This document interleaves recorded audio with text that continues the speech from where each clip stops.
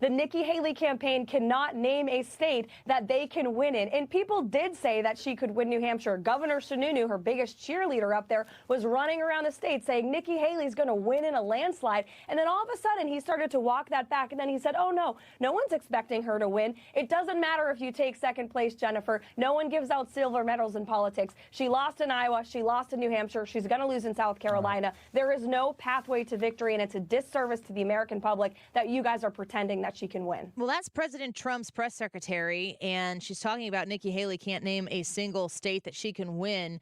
And, as everybody does during a time like this, we check the polls. We see if there's one that is an outlier, which is usually the one that we end up hearing a specific campaign pound the table with their fists the most. And, I'm looking right now at the polls that we have seen.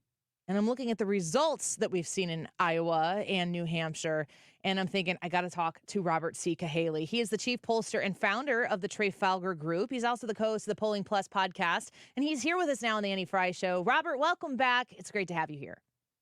Oh, it's great to be back. I'm looking at these polls that you have at thetrafalgargroup.org. Iowa, your poll that you posted on January 15th, Donald Trump, 52%. DeSantis, 19.3%, Nikki Haley, 18.5%.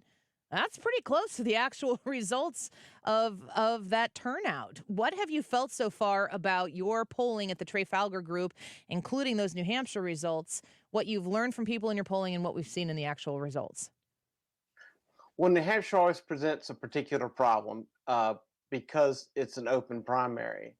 And, when you start building your models, it's hard to anticipate that 53% of the people who are going to vote in the Republican primary self-identify as not being a Republican. So there was only like 3 of us that polled when it came down to Trump and Haley. And of those, we were like 3 points off on Trump. So, I felt pretty good about where it was. It's very frustrating to try to poll something like that, especially with last-minute changes. But as we look into South Carolina, there's a lot of time, and it'll be much more isolated to Republicans. In the biggest Democrat primary they've ever had, it's like 400,000, and that's Hillary Obama in 2008. And the biggest Republican primary is 700,000. So even if a bunch of them bled over, it's just not enough. When New Hampshire, we got 18,000 brand new people voted in that primary. That's bigger than the wave that McCain brought in to beat Bush in 2000, which was the biggest thing that's happened to date. So, muddying up the water of the opponent's primary is politics. I get it. But I think that with Biden actually on the ballot in South Carolina, it's a different day, but it's very close to the same day. I think you'll have much more of a measurement of Republicans. That's an interesting outlook. I want to know what you, as a pollster, I want to know how. I would assume that you learn every cycle a little bit more about your science, a little bit more about the feelings, the temperature of people, and their willingness to participate in polls if they're reached out to. Tell us a little bit about the science of taking polls in 2024. Yeah, it's totally changed since even, I'm probably the youngest one in the industry. I don't think I did my first poll till 2008. But, back then you could do automated calls and just really knock it out and get great polls. Now, those are almost useless. So few people answer their home line. My dad's in his 80s. He's like, don't call the house, call myself. And that's kind of where we are. And the other thing is, young people have kind of evolved in this age where they don't want to talk. Right. So if you're trying to get people under 50 with a phone call, you ain't getting there. And so that's what we found as one of our advantages has been that we got a lot of bigger participation from young people, and for that matter, minorities, with the cell phone and doing not just a text where they click a link, but a text back and forth. Now, that's the most expensive way to do it, but savvy people, younger people, are hesitant to click a link. So you got to deliver people something that works for them. And the other thing is the old days of calling the house and putting people on the spot at 6 o'clock. People are busy. Right. So when we send a text or a email, we make sure that we let them know that you have like 24 hours to fill it out, 24 hours to participate. And so what we find is people kind of answering one question, then waiting 4 hours and answering the next. But it lets people do it on their own convenience. And hey, I know it sounds a little gross, but I know a lot of my polls get taken on the toilet. That's probably very, very We accurate. hear that all the time. I can totally understand that that is the case. Robert C. Cahaly with us with the Trafalgar Group. You can go online to thetrafalgargroup.org and see some of the polls that they have conducted already, and they're looking pretty accurate. The resources, the information that you've presented here is interesting to me. I'm incredibly skeptical about polls. I know that polls can be used to influence instead of inform. How do you balance the information that you at the Trafalgar Group take in compared to other polls that might be conducted for other reasons that are thrown out there, given in speeches, used to try to prop up or push down other campaigns that are out there? Well, that's funny. I always say that there are two purposes of a poll. They are either meant to affect the electorate or reflect the electorate. And there's that, you would think there's more reflecting, but I feel like sometimes there's more affecting. The best way to measure it is cycles are up and down, but look at the cumulative ratings. And when you look at like the RCP ratings that they've had, I think it's the last 4 cycles. We're number one among private sector polling firms. We've only got a few colleges ahead of us, and what that does is all of the mainstream media, CNN, Fox, NBC, CBS, all below us. Even New York Times is below us. And so that's year in and year out. And so that's an average, and that's the best way to do it. And that measures your error rate. And so these ones that are kind of fly by night that you've never heard of, that don't get rated on RCP, I'm always suspect of those. I know that, sometimes you have polls that are designed to get out there and to just confuse people, and maybe a candidate somehow paid for it. That's not our model. We have members that pay to get our information. So we don't, these polls that we're putting, if we put them out publicly, they're not for a campaign. Now, if a campaign or an organization pays for it, we make it very clear in the first, tweet or whatever we put out, who paid for it. But if we don't give a name of who paid for it, it means it's one of ours. Okay, that makes sense. It helps people to understand in their consumption of the information to see if they're trying to be influenced specifically by an entity that would work to gain from the information being put out there. So we're speaking with Robert C. Cahaly of the Trafalgar Group. What are some things that you have on deck right now?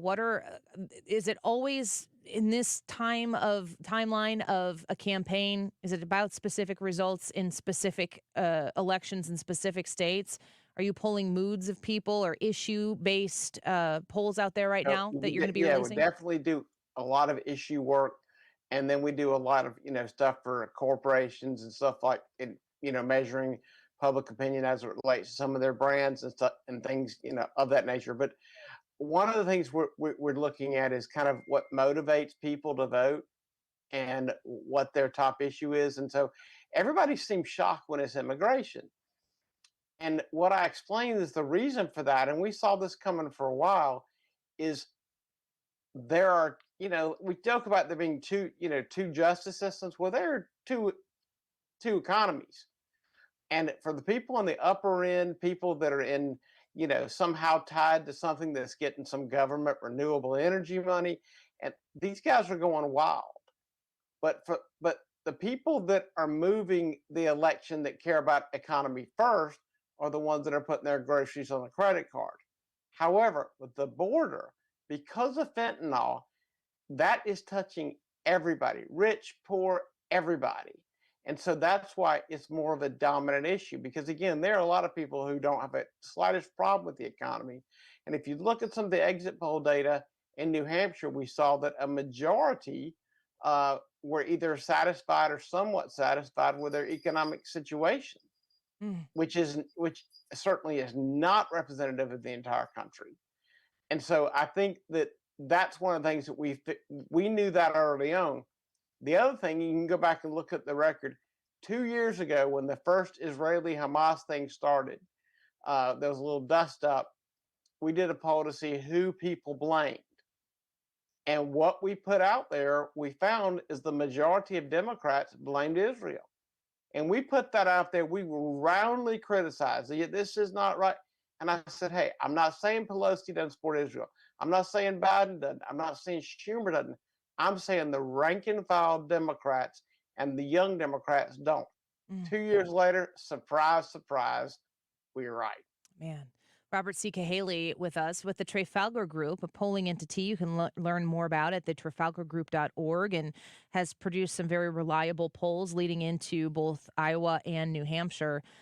You're talking about immigration as the number one issue and how the fentanyl concern with the immigration problem that we have touches everybody. I heard this morning, I think it was on Fox News, there was a Democratic pundit that was talking about how the concern was that immigration being the number one issue, and that maybe a little bit of surprise that it wasn't the economy.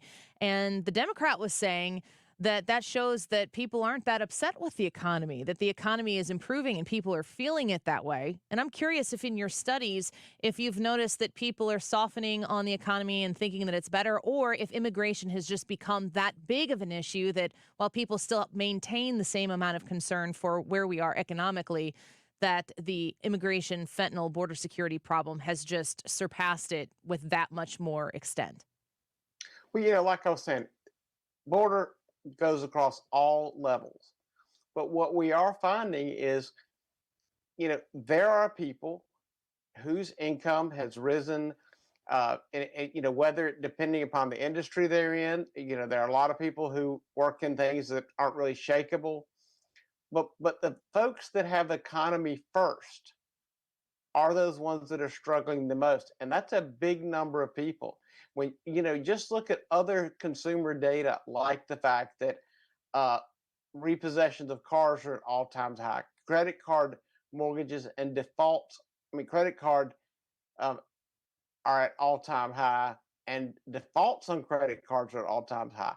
So the people who are struggling do not see any hope, and that is actually opened a lot of doors for Trump as he looks to a general election, because we've talked about, and you can see in some of the polls how some of the African American community is much stronger for Trump, Hispanics much stronger for Trump, young people much stronger for Trump. They are the ones who are suffering most in this economy. They remember what it was like. I mean, that's what people don't really perceive. We've never had in this country two presidents run against each other where there was a clear A versus B test. Did you like it then? Do you like it now? And that's what it comes down to. The other thing people confuse about the election is the difference between 2020 and 2016 is third party candidates. Jill Stein's margin was greater than Trump's margin of victory. But in 2020, if you didn't like Trump, you had nowhere to go.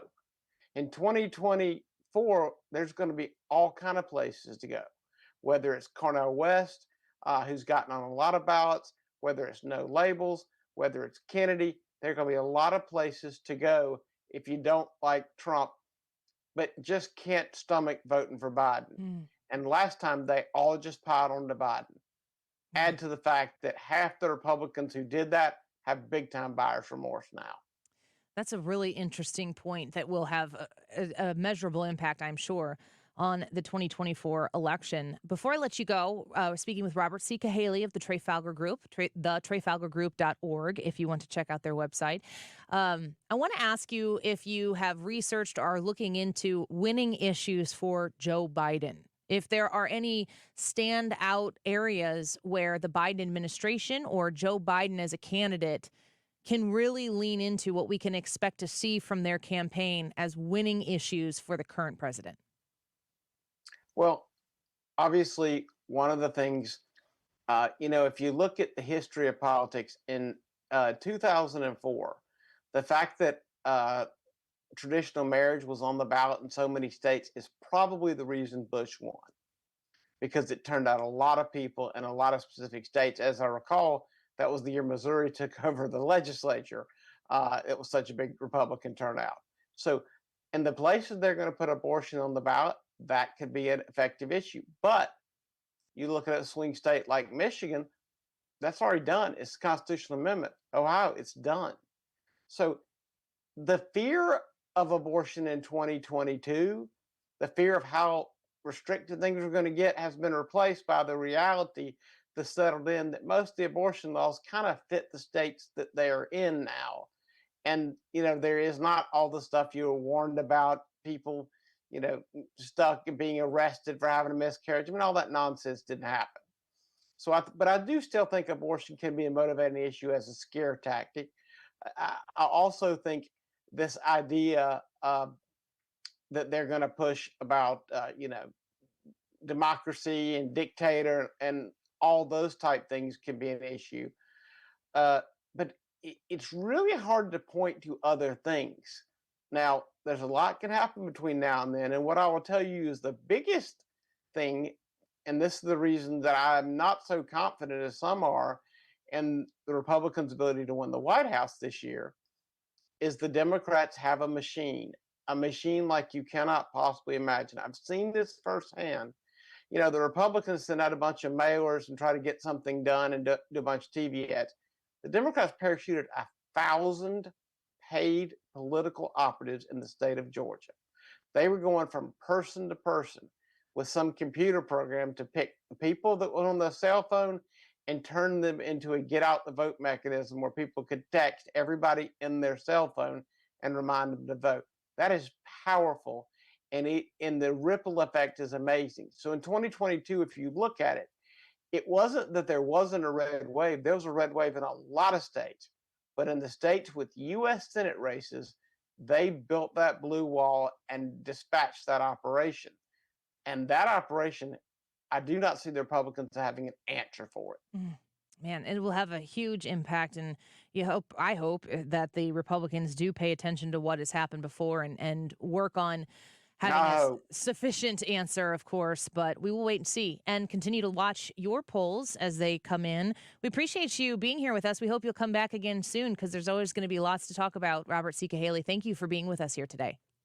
Well, love to do it. And if you want to hear from us weekly, Matt Towery from Insider Advantage and I do a podcast called Polling Plus. We've gotten it kicked off the last few weeks, and this one from New Hampshire that'll post tomorrow is going to be kind of fun. All right. Perfect. It's called the Polling Plus podcast. Go out and subscribe to that to get more from Robert C. Cahaly. Thank you for being here with us today. We'll talk to you again soon. Look forward to it. Thank you. Sounds good. The chief pollster and founder of the Trafalgar Group, Robert C. Cahaly, with us here on The Annie Frey Show.